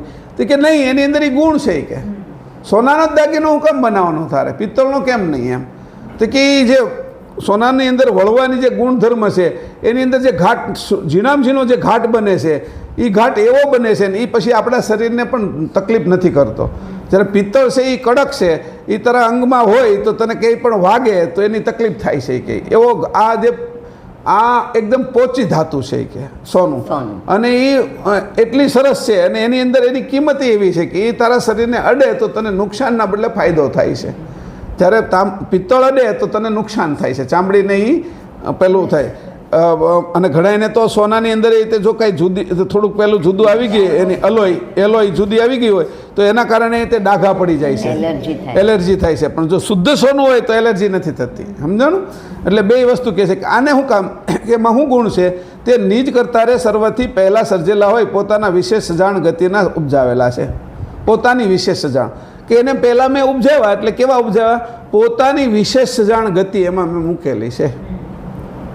આ એનો ગુણધર્મ કીધો કેવા છે. અને અલંકાર પણ સજાણ ગતિના જ પ્રમાણયુક્ત ઉપજાવ્યા છે. એના મેં જે અલંકારો પણ બતાવ્યા કે જેની અંદર જે પાકે છે ફળ ફૂલ, એનો ગુંદર, એનું લાકડું, એના પાંદડા, એ પાંદડાનો તું હાર કરીને તારા દરવાજે લટકાડીશ તો અનેક પ્રકારના રોગો પણ દૂર થઈ જશે કે આપણે પછી બીજા બધા પાંદડાના નથી, આંબાના પાંદડા, આસોપાલવના પાંદડા, એના હાર બનાવીએ છીએ આપણે, બરાબર છે.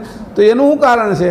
લીમડાના પાંદડાના બનાવીએ છીએ કે અમુક રોગો છે એ દૂર રાખે છે. સમજાણું. એની અંદરથી જે બેક્ટેરિયાઓ અથવા એમાં જે વાયુ નીકળે છે એ રોગોને દૂર રાખે છે કે તો અહીંયા એ જ કહે છે કે જો એ કે આના અલંકારો પણ એવા છે, પોતે તો સજાણ જાણથી બનાવ્યા પણ એને મેં અલંકાર પણ આપ્યા, અલંકાર પણ સજાણ ગતિના જ પ્રમાણયુક્ત ઉપજાવ્યા છે પાછા, એમાં જેટલો જે પ્રમાણ જરૂર હતી એ જ પ્રમાણ એમાં મેં નાખ્યું છે કે ઉપજાવ્યા. તેના વિશે સર્વતત્વ અને અંશને વશ રાખે એવી અનંત ઐશ્વર્ય શક્તિ પોખીને અલંકારો કર્યા છે કે મેં એને બધા તત્વોને વશ રાખીએ કે આપણે સામાન્ય અંશને વિશેષ અંશો બધા તત્વોને વશ નથી રાખી શકતા.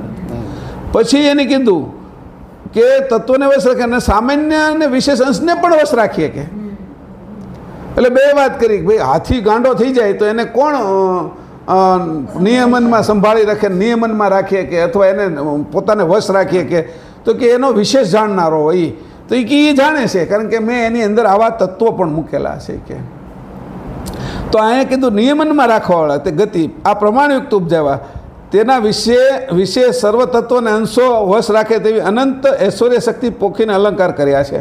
હવે ઐશ્વર્ય શક્તિ પોખી છે મેં એની અંદર અને મેં અલંકાર કર્યા છે કે તો એને કીધું ઐશ્વર્ય શક્તિ પોખી છે એટલે શું, એટલે તરત જ કીધું કે આ ઐશ્વર્ય શક્તિ તારે જોવી છે તો એ કે જાય કે એના મેં અલંકાર બનાવ્યા છે, એ વિશેષ બનાવ્યા છે, એ કયા છે એ કે જે અલંકાર તારે એના વિશે જાણવું છે તો અગાધ બોધ અંગ 39ની અંદર જાય કે મેં પરમ વિશેષ અંશના અલંકારો કેવા બનાવ્યા છે એ 39માં બતાવ્યું છે કે અવ્યક્ત વિભૂતિના મેં એના શરીર બનાવ્યું છે.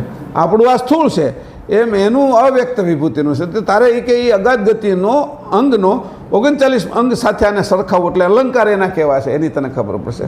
અને એટલે સરસ રીતે તું જોજે કે તો તને અહીંથી જઈશ ને ત્યાં તો તને વિશેષ દેખાશે એની અંદર કે આ અલંકારો આવા કર્યા છે એના એટલે આ કલમ કરવા માટે આ જરૂરી છે કે એટલે પછી કીધું હવે તમે કહેશો ઐશ્વર્ય એમાં પોખેલી વાત છે કે એ અનંત ઐશ્વર્ય એ એમાં પાછું પોખેલું છે એ ક્યાં છે કે તો એ કે તું જાય કે છપ્પા ગ્રંથમાં જાય એમાં 16 વિભૂતિ આપી છે.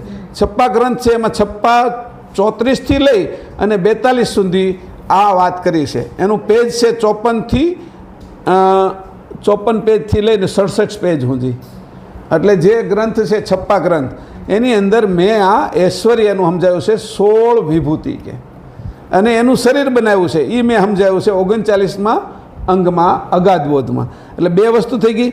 પછી એને કીધું ત્રીજી કે મેં એની અંદર નવ બુદ્ધિ મૂકી છે એ એની ઐશ્વર્યતાને વધારે વ્યવસ્થિત કરે છે તો એ કે એને તારે સમજવું હોય તો વિશ્વ વિધ્વંસ નિધિ ગ્રંથમાં જા અને સિદ્ધાંત 47 અને પેજ નંબર 594 ઉપર તું જા એટલે તને આમ હું તને આની અરે કલમ કરવાનું હું કામ કહું છું એ તને સમજણ પડી જશે આખી. અહીંયા હું આખું તને નહીં સમજાવું પણ તું જો આનો અભ્યાસ કરીશ તો તને ખબર પડી જાય આ તારું હોમવર્ક છે કે તો આ હું તને અત્યારે કહી દઉં છું પણ હોમવર્ક લાંબુ છે 3-4 કલાકનું થાય 5 કલાકનું થાય તારે એને સમજવાનું છે પણ લેવાનું આની સાથે છે કે મારે આની અરે હું કામ કલમ કરવી. આપણે જોઈએ છીએ કે ભાઈ સંબંધ કરવો છે મારી દીકરીનો દીકરાનો તો આ ઘરમાં અથવા આ છોકરી કે આ દીકરા અરે કેમ કરવો તો એના જે પખા હોય એની જે આપણે એની ગુણધર્મો એના પેઢીઓના જે છે સંસ્કારો એ બધું જેમ જોઈએ છીએ એમ આના સંસ્કારો જો પરમ વિશેષ અંશ આ પરમ ગુરુ છે એમાં વિશેષતા શું છે કે એની સાથે હું આ લાગ લગાડું હું કલમ મારી એની સાથે કરું તો એની કીધું કે જો આટલી વિશેષતાઓ તો તને 3 ગ્રંથની અંદર વર્ણવી દઉં ત્યાં તું જોઈ લીજે એટલે તને ખબર પડી જશે કે આટલું બધું છે. એટલે કીધું કે ભાઈ તારે એવું સમજવું છે કે આના છોકરાને લગ્ન તારી દીકરી પરણાવી છે તો હું તને કહું છું કે ભાઈ હું અહીંયા વર્ણન કરું એની કરતાં એની અહીંયા ફેક્ટરી ચાલે છે, અહીંયા ફાર્મ હાઉસ છે, અહીંયા એની ઓફિસ છે, અહીંયા દુકાનો ચાલે છે તો એટલી જગ્યાએ તું જઈ એટલે જવાનું કહે છે. પછી કીધું કે એ પાછો સવારથી સાંજ સુધી ક્યાં જાય તો કે મંદિરે જાય છે.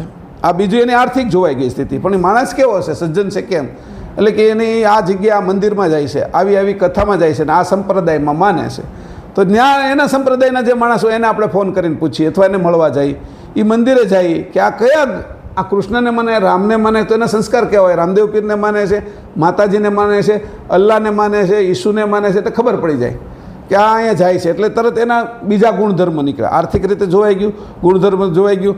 પછી એના આજુબાજુવાળા જે લોકો રહે છે એને તપાસી લઈ કે એના પડોશી અરે એનું વર્તન કેવું છે એનાથી બધી ખબર પડી જશે મોટા ભાગનું. તો ત્યાં સામાન્ય વર્તન થાય, ક્યારે બાંધવાનું થાય, ક્યારે બોલવાનું થાય તો પાડોશી શું કહે છે ત્યાં જઈને એટલે અહીંયા તો ખાલી નિશાની આપે છે. કેટલી જગ્યાએ તપાસ કરો તો આના ગુણધર્મ નીકળે તો એને કીધું કે હું તને જે કાંઈ કહું છું કે એને મેં વિશેષ ગતિના સજાણ દ્રષ્ટિથી ઉપજાવેલા છે એ અહીંયા કહું છું, પણ તારે એને વિશેષ જોવું હોય હું તને કહું એને ફેક્ટરી હાલે આ એ તો કહું છું, એ આ સંપ્રદાયમાં માને એ હું તને કહું છું, પણ તું ત્યાં જઈને જોયા ને અનુભવ જ થઈ જાય ને તને. તો એને કીધું આ આટલા ગ્રંથમાં તું જાય છે એટલે પરમ વિશેષ અંશની ગતિ તને સમજાઈ જશે, એ કેવા છે અને એની અંદર શું સંસ્કાર છે. હવે તને એની અંદર લાગ લગાવતા, તારે એની અંદર એકતા કરતા, એની સાથે કલમ કરતા તને વાર નહીં લાગે. તારી દીકરી આપી છે, તારે એનો દીકરો લેવો છે તો સંબંધ કરતાં વાર નહીં લાગે. હવે તને એવું થશે કે આને અરે સંબંધ ક્યારે કરવું, કારણ કે એટલા બધા સારા જગ્યાએથી 10 જણાએ તને એવું કીધું કે આની જેવા તમને માણસો જ ન મળે. કે કયા કારણે ન મળે, પાછું એનું કારણ તપાસે છે. કે એક વખત વર્તન આવું થયું હતું કે મારે મેં એને પૈસા આપ્યા હતા અને પૈસા આપ્યા તો મેં એને એમ કીધું હતું કે ભાઈ મને હું તમને આ લાખ રૂપિયા આપું છું, પણ તમે છે એ મારે આનું વ્યાજ નથી જોતું, તમે સારા માણસો એટલે એમને આપો. અને 6 મહિના મેં જ્યારે એને પૈસા આપ્યા પણ એની વ્યાજ મેં ના પાડી એટલે ન આપ્યું. એની સાથે મને એની એટલી વસ્તુ પાછી આપી ગયા, વ્યાજ કરતાં વિશેષ મને એની સાથે વસ્તુઓ આપી. એટલે એ માણસ કોઈનું છે ઋણ રાખે એવો નથી. એટલે એને ખબર પડી ગઈ કે આ અમારી ઉપર ભારે નહીં પડે. કે મને એની કે જે મેં એનું વ્યાજ થતું હતું કે 20,000 રૂપિયા, તો મને 40,000ની વસ્તુ આપી ગયા અને સારી વસ્તુ આપી જે મારા ઉપયોગમાં આવે, મારા છોકરાઓને ઉપયોગમાં આવે. એટલે મારું એનું વર્તન છે. પછી કીધું આ સત્સંગમાં આવે છે તો કે એ દાની છે. કે જ્યારે અમારો કે અહીંયા અન્ન ક્ષેત્ર હોય છે કોઈ પણ પ્રકારનું, તો એ દર વખતે પોતાનું દાન કાંઈનું કાંઈ લખાવે છે. અને ગયા વખતે કે હમણાં જ તે કે હમણાં બીજ ગઈ કે એ બીજની અંદર હમણાં જ એની 50,000 રૂપિયા રસોઈ માટે આપ્યા થાય. કે એટલે ઓલાને ખબર પડી કે આ દાની છે, ખાલી છે એ ઋણ નથી રાખતો પણ પોતે ઋણ કોઈનું પણ ઉતારે છે ને સારા કામમાં મદદ કરે છે. પછી કે સારા ગુણવાળા છે. કે એને આગળના વ્યવહારે થોડીક એક વખત નાની ટસલ થઈ હતી અને એને કીધું કે ભાઈ આમાં પેલું હતું તો એની પોતે નમી અને સુધારી લીધી હતી, એટલે એવા ગુણ. તો આવી રીતે એને કીધું કે આ જગ્યાએ તું જો 3 જગ્યાએ, આ હું ઉદાહરણ એટલા માટે આપું છું કે સચોટ સમજાય, આ જ્ઞાન સચોટ સમજાય એવું નથી. આ એક પેજની અંદર આખી વાત કરી દીધી છે તારે કરવાનું હું, કોની યારે શું કરવાનું, કઈ રીતે કરવાનું, એને તારે કેમ સમજવાના. તો એને આ આખી વાત કરી. અને હવે તારે આ બાજુ જવાનું, અગાધ ગતિમાં જા, છપ્પામાં જા અને વિશ્વબ્રહ્મમાં જા. આની અંદર તું સમજી લે કે આ કેવલ કર્તાના પરમ વિશેષ અંશની અંદર શું વિશેષતા છે, એના અલંકારો કેવા છે, એ અંશો ઉપર કેવી રીતે કાબુ મેળવી શકે એવી નવ બુદ્ધિ છે એની અંદર, પછી એનું ઐશ્વર્ય કેવું છે, 16 વિભૂતિ કેવી છે, એટલે તને ખબર પડશે. આટલી ખબર પડી ગઈ એટલે આ પરમ વિશેષ અંશ છે એ નક્કી થઈ ગયું. પણ તે અલંકાર હવે આગળ વાંચો. હવે અંશમાં અલ્પજ્ઞ ગતિ દેખાય છે તેનો ભેદ સમજાવું છું. હા, હવે ઉભા રહો. હવે એને કીધું કે આ તો મેં પરમ વિશેષ અંશની ગતિ તને કીધી, તારી શું ગતિ છે એ જોઈ લે.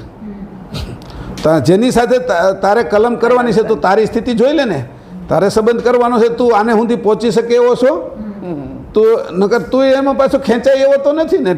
એટલે અહીંયા એમ કહે છે કે હું તને કહું પણ તે અલંકાર તત્વ આદિ સર્વનું મહા અદ્ભુત સજાણપણું જે કંઈ છે તે સજાણપણું તો અંશને વિશે પોખેલું છે.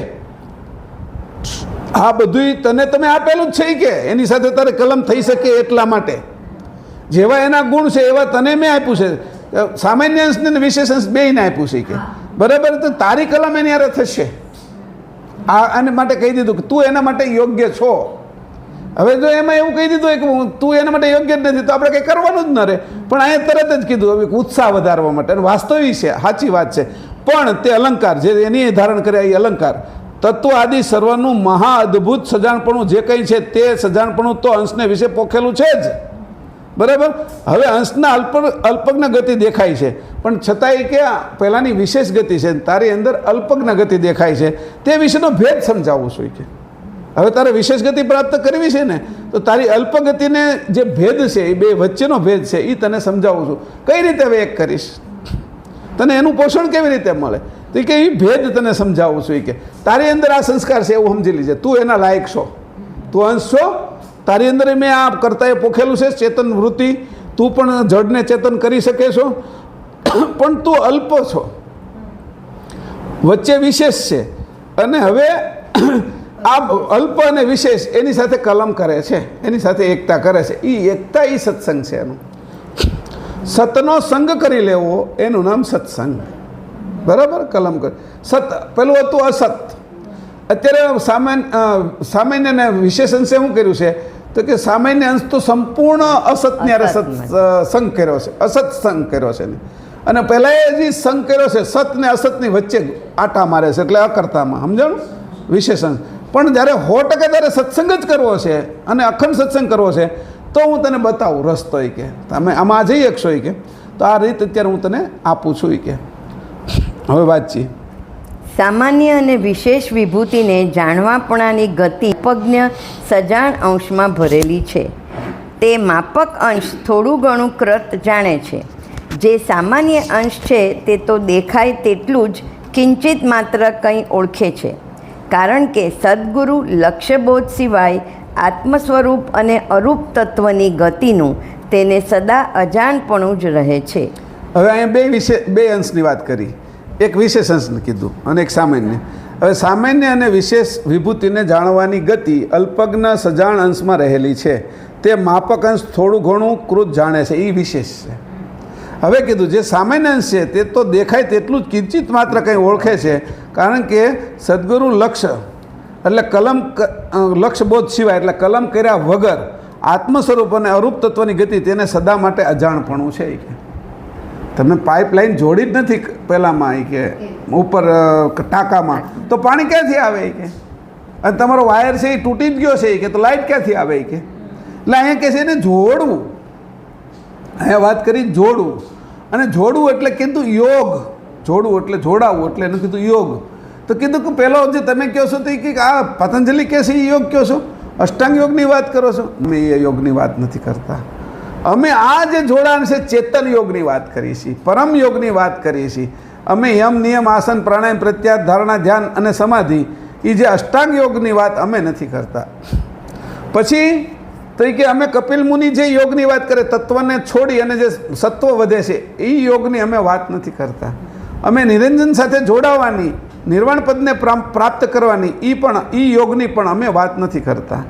અને જે કીધું યોગીની જે બ્રહ્મજ્ઞાનીઓ છે જે યોગ બ્રહ્મની સાથે આત્મા અને પરમાત્માની ગતિથી કરે છે એની અમારી વાત નથી. તો આટલા યોગને તમે બાદ કરીને વાત કરો છો, ત્યારે ખબર પડે છે કે અમે જે યોગ કરીએ છીએ એ ચેતન યોગ છે, અંશ અંશીને એક થવાની વાતનો યોગ છે. એ યોગ સામાન્ય યોગ નથી, એ સમાધિ સુધી નથી, સમ આધિ અડધા રસ્તાની વાત નથી અમારી. સમ આધિ નથી, અમારું સંપૂર્ણ છે, સંપૂર્ણ. તમે કહો છો સમ આધિ, એનો જ અર્થ થયો સમ થયા પણ અડધા રસ્તા સુધી. તમે અમે કઈ સમ થયા છીએ, સંપૂર્ણ થયા છીએ અમે. એટલે અમારી સંપૂર્ણતા છે એ યોગની વાત છે. તમે કોઈ અડધા રસ્તા સુધી થયા અને કોઈ પોણા રસ્તા સુધી થયા, 75% આવડ્યું છે, અમારે 100% છે, અમારો 1% ઓછો નથી. એ યોગની અમે વાત કરીએ છીએ. એટલે પહેલાં કીધું તો હવે યોગને તું આમાં અષ્ટાંગ યોગની અંદર નહીં લઈ જતો હોય કે, એટલે તારે ને મારે નકર બનશે નહીં. તું મારી જે વાત છે એ યોગની હારે હરખાવીશ તો અષ્ટાંગ હારે જ હરખાવીશ, અથવા બ્રહ્મ આત્મા પરમાત્મા અને બ્રહ્મનો એ યોગ તું કરીશ. એ પણ તે કે જનક વિદેહી કહેવાણા અષ્ટાવક્ર અને વશિષ્ઠજી જે નાદના પુત્રો હતા, વિશેષ અંશો હતા, એના યોગની વાત કરે તો હું એ કરતો નથી. હું તો પરમ ગુરુનો ચેતન યોગની વાત કરું છું. આ યોગ છે એ કલમ છે કે એ હજી કોઈ આ નથી કરી ત્યાં સુધી એને સદગુરુ લક્ષ્યબોધ સિવાય આત્મ સ્વરૂપ અને અરૂપ તત્વની ગતિને તે સદા અજાણપણું રહે છે. આત્મપદને એ પોતે માની લે છે અને અરૂપ તત્વની ગતિ એ જાણી શકતો નથી, એને અજાણપણું રહે છે. હવે આત્મતત્વ હું નથી, અંશ તત્વ હું છું. એ આત્મતત્વને પણ જાણી નથી શકતો તો અંશ તત્વને કેમ જાણે કે? એટલે અહીંયા એની વાત કરી દીધી કે આ જે છે એ બે પરમ વિશેષ અંશનું તો 3 જગ્યાએ સમજાવી દીધું એના ગુણ શું છે, પણ તું એનો સજાદીનો છે એટલે તારે એની અરે કલમ થઈ શકશે. એટલે એક વાત એની ટીક કરી દીધી કે તું એમાં હાલીશ.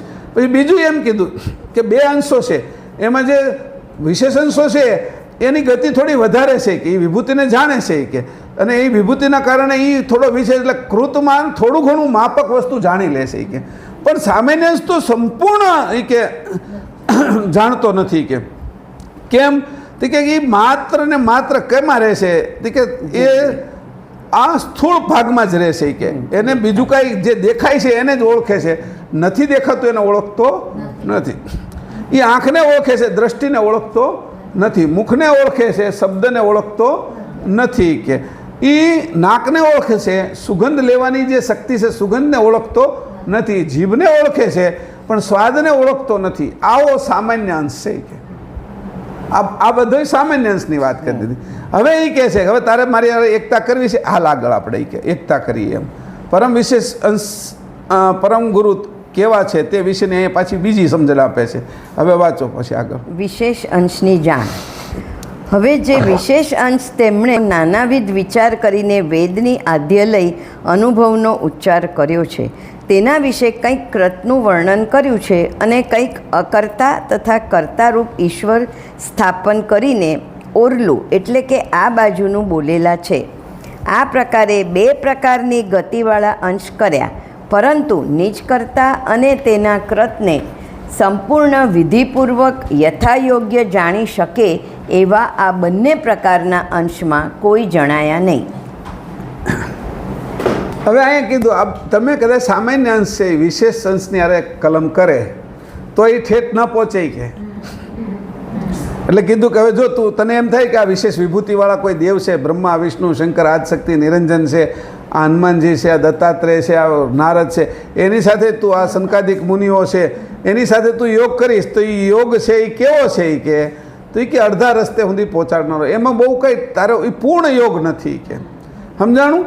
એટલે એને કીધું એ પૂર્ણ ગતિને પ્રાપ્ત કરે એવા નથી કે એટલે એ ઓરલામાં જ રહેશે કે તો પણ હવે એક જ પદ વધે છે કે અહીંયા કીધું હવે જે વિશેષ તેમણે તો નાનાવિધ વિચાર કરીને વેદની આદ લઈને અનુભવનો અનુભવ તો ઉચ્ચ કર્યો છે. એનો અનુભવ વેદની આદ લઈને ઉચ્ચ થયો છે વિશેષણો છે. એટલે વેદ એટલે કોણ? વાદમ. પ્રાણાયામને આધીન કર્યું, પ્રાણને આધીન કરી લીધો, પણ આધીન કરનાર હું કોણ છું એ જાણી શકતો નથી એટલે આત્મભાવમાં એ વયો જાય છે. વેદ એટલે વાદમ, પ્રાણ, શ્વાસ, જેના કારણે શરીર હાલે છે એને એમ સમજી ગયા કે આ જ સંપૂર્ણ છે, શ્વાસ જ તે. પણ શ્વાસ છે એ સંપૂર્ણ નથી, એને જીવન પોખનાર કોણ છે, એને સજીવન કરનાર કોણ છે એના સુધી પહોંચતા નથી એટલે એ અધૂરપ છે નહીં કે અહીંયા દેખાડે છે કે તેના વિશે કંઈક કૃતનું વર્ણન કર્યું છે. પછી પ્રાણના આધારે એની કંઈક કૃતનું વર્ણન કરી નાખ્યું અને એવા કેટલાય ગ્રંથો લખી નાખ્યા અને કંઈક અકર્તા તથા કર્તારૂપ ઈશ્વર સ્થાપન કરીને ઓરલું આ બાજુનું બોલેલા છે. આ વિશેષ અંશો પણ આ બાજુનું સ્થાપન કરીને ગયા છે, ઓરલું બોલેલા છે કે અકૃત બ્રહ્મની વાત કરી છે અને બાકીના કૃતના નિરંજન સુધી દેવોની વાત કરી છે કે આ પ્રકારે બે પ્રકારની ગતિવાળા અંશ કર્યા. આ 2 પ્રકારની ગતિવાળામાં તારો ઉદ્ધાર થાય એવા કોઈ નથી કે તું કોઈની હારે કલમ કરે, સજાતી અંશની હારે કલમ કરે તો પણ નહીં થાય એટલે કે છે કર્યા, પરંતુ નિજ કરતાને તેના કૃતને સંપૂર્ણ વિધિપૂર્વક યથાયોગ જાણી શકે એવા આ બંને પ્રકારના અંશમાં કોઈ જણાતા નથી. એટલે એને કીધું વિધિપૂર્વક સંપૂર્ણ યથાયોગ્ય જાણી શકે એવા પરમ ગુરુ છે. અહીંયા કીધું આ નથી, હું નથી, એ સંપૂર્ણ વિધિપૂર્વક યથાયોગ્ય જાણી શકે એવા નથી. તો પરમ ગુરુ કેવા છે તો કે નિજ કરતાને તેના કૃતને સંપૂર્ણ વિધિપૂર્વક જાણનારા છે. આ આવા નથી, આ આવા છે, કાઢી નાખ્યા અલગ. હવે તને ખબર પડી ગઈ કે આની હારે જ મારે કામ કરવું છે.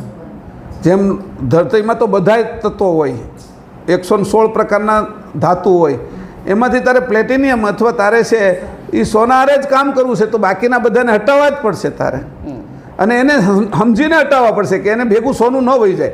એટલે પ્રોસેસ કરી લીધી કે એમાં જે ચોટેલું સોનું હોય એને બહાર કાઢી લીજે અને સોનામાં ચોટેલા બીજા તત્વો હોય એને અશુદ્ધ એને પણ તું છોડાવી દીજે. એટલે આ 2 વાત કરી લીધી કે આ પરમ વિશેષણ છે ને આ બધા આ બાજુના અંશ છે.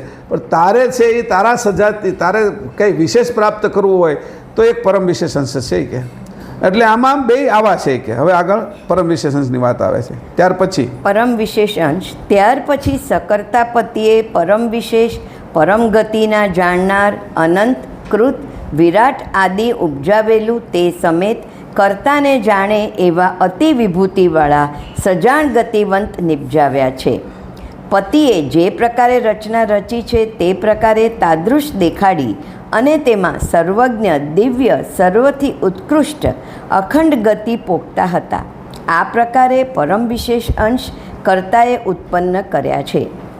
તે જ પરમ કલ્યાણના અક્ષય દાતાર છે તેમ જાણજો. બરાબર. હવે અહીં કીધું કોણ, હવે નક્કી થઈ ગયું કે પરમ ગુરુ તે. બરાબર.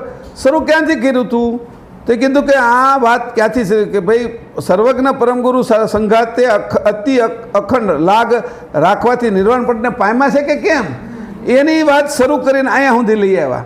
કે આવો જે અંશ છે એની સાથે લાગી ગયો છે, એની અંદર કલમ કરી લીધી છે, અને એની સાથે તો કે આ પરમગુરુ સાથે એની સંઘાત કર્યો છે, એની સતનો સંગ કર્યો છે, અસતનો સંગ નથી કર્યો, અને અસત સત એનો પણ સંગ નથી કર્યો, એની મૂળ સતનો સંગ કર્યો છે. તો કીધું કે અહીંયા પરમગુરુનું જ વર્ણન કરી નાખ્યું આખું. કેવું સરસ વર્ણન કર્યું. તો કે ત્યાર પછી સકર્તાપતિએ પરમ વિશેષ ગતિના જાણનાર, જે અનંતકૃત વિરાટ આદિ ઉપજાવેલું તે સમેત કર્તાને પણ જાણે, જે આખું કૃત છે એને જાણે, અકૃત બ્રહ્મને જાણે, અને કર્તાને જાણે, અને પોતાને જાણે, અને બધા અંશની જે વિભૂતિ છે ત્યાં સુધીના બધાને જાણે એવી વિભૂતિના સજાણ ગતિવંત એને નિપજાવ્યા છે. બરાબર. પતિ જે પ્રકારે રચના રચી છે, પતિએ જે પ્રકારે રચના રચી છે તે પ્રકારે તાદશ દેખાડી દે, જેમ છે એમ દેખાડે, અદબદ નહીં, કલ્પનાની વાત નહીં, સમજણ જ એવી આપે કે કોઈ વાતો છે એ અદબદ નહીં થાય, આમ થઈએ કે ન થઈએ કે એવી વાત જ નહીં, આ જ છે સાચું એમ દેખાડી દે. તેમાં સર્વજ્ઞ દિવ્ય સર્વથી ઉત્કૃષ્ટ અખંડ ગતિ પોખતા હતા.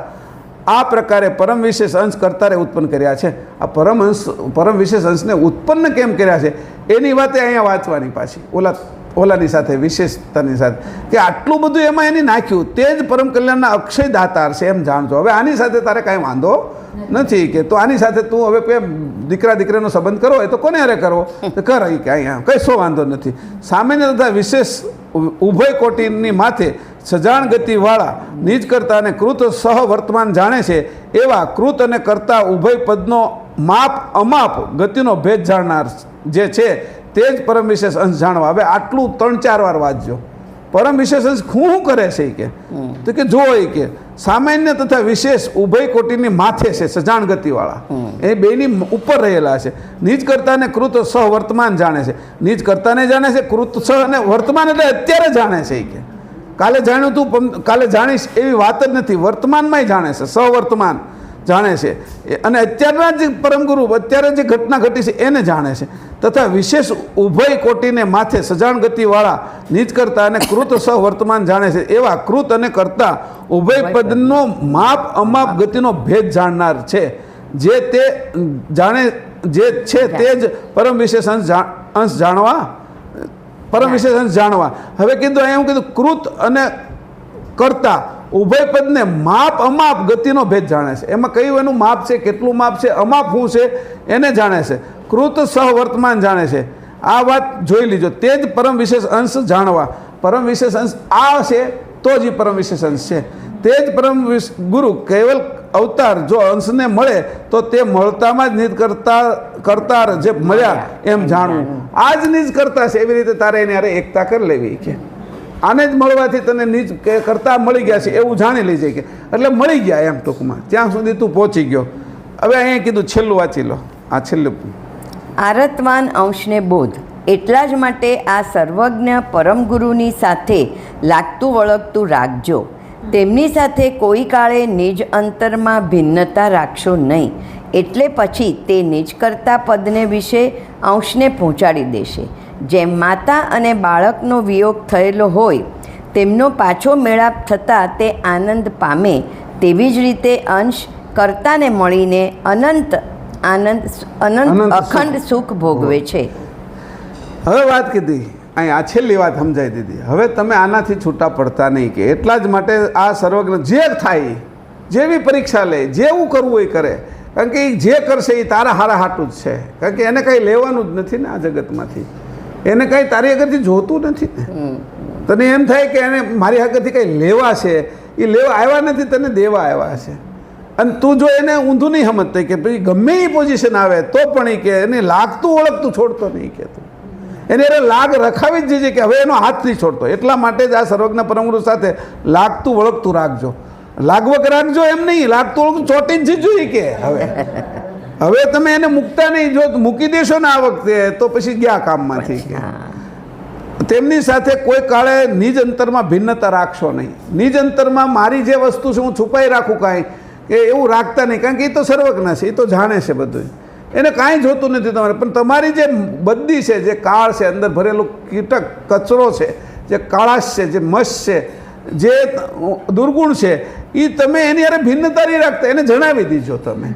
એટલે તમને છે ને એ સાફ થઈ જશે. એને એ બધું જાણે જ છે, પણ તમે કહો તો જલ્દી સાફ થશે કે તમારે પણ આ કાઢવું છે. એટલે પછી તે નિજ કર્તા પદને વિશે અંશને પહોંચાડી દેશે. જો આવું કરશો તો નિજ કર્તા પદે અંશને પહોંચાડી દેશે.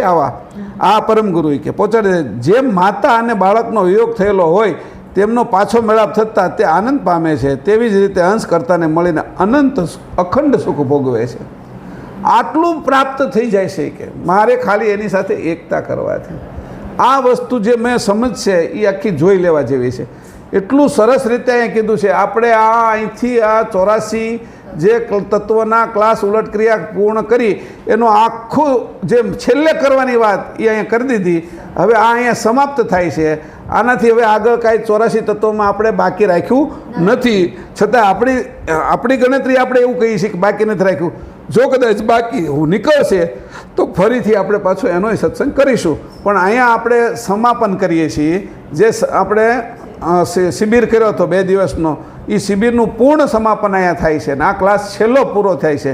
આ 11મો ક્લાસ છે ને, આ 11મો પૂરો છે એટલે 10 ઇન્દ્રિય અને 11મું મન સંપૂર્ણ ગતિ પ્રાપ્ત આપણે કરી છે એવું અહીંયા સમજવું.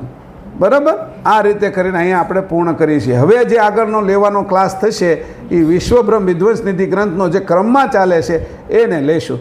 શ્રીમદ કરુણા સાગર ભગવાન કી જય. સત કેવલ સાહેબ.